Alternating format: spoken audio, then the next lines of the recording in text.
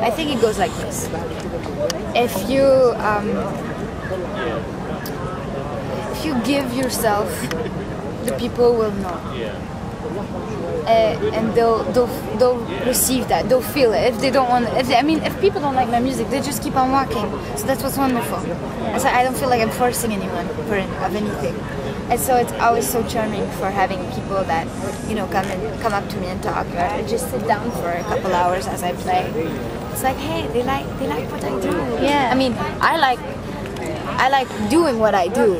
Yeah. But to see other people appreciating what comes out of that time that I spend, it's like, hey, that's cool. It feels nice, because I know I'll do it anyways if no one's sitting down. Yeah. So perhaps one day the museums will, you know, open their eyes and have a collection in one of those big rooms, a collection of artists that are not ones that are known, but ones that a curator actually gets off his arse and goes out to Brooklyn and to Queens and onto the street and finds things that actually he finds are different and interesting that the public might want to see.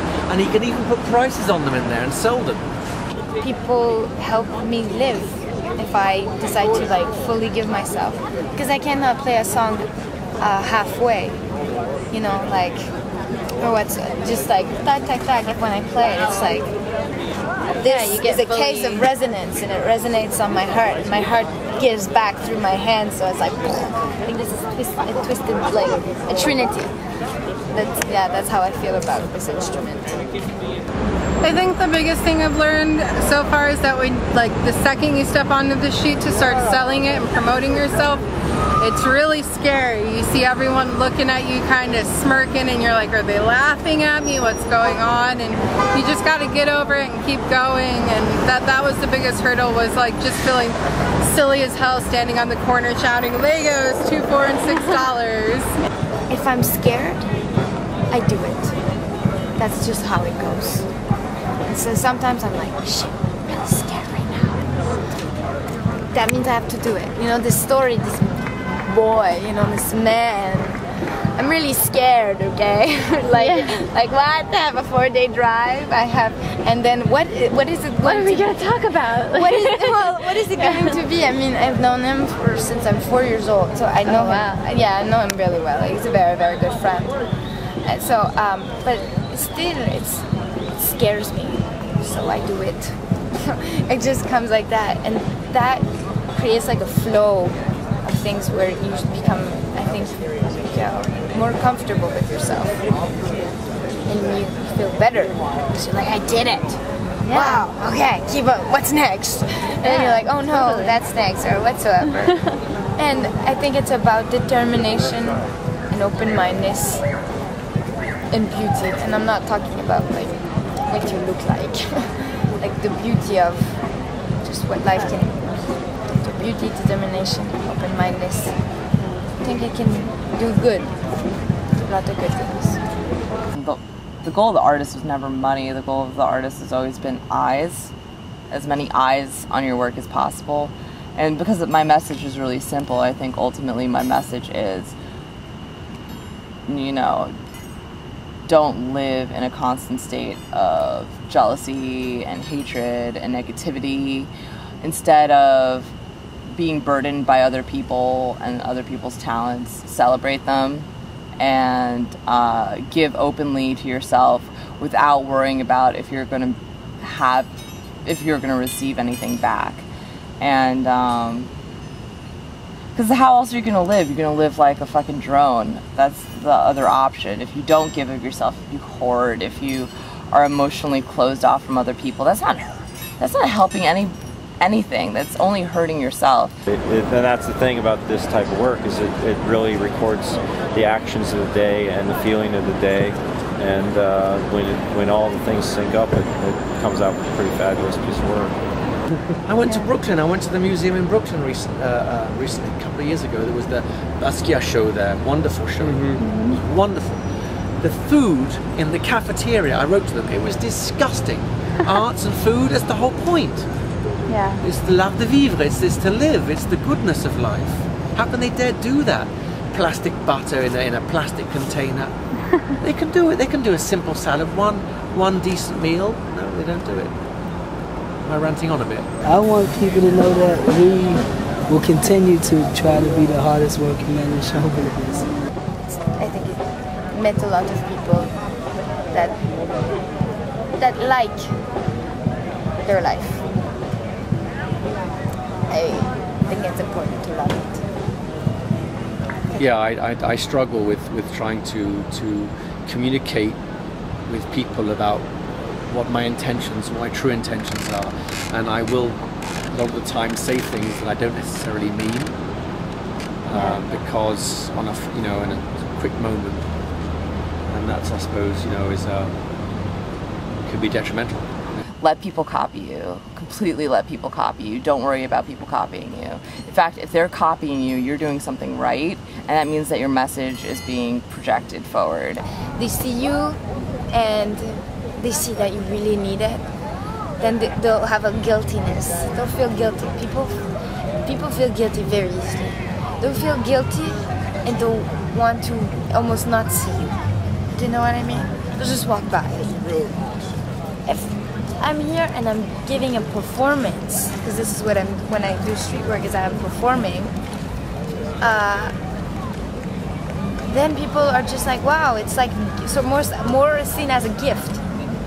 Most of the time I come out here around 4:30, 5 o'clock to plant my spot, and I'm here until 6, 7 at night. New York is this big, giant urban grid, and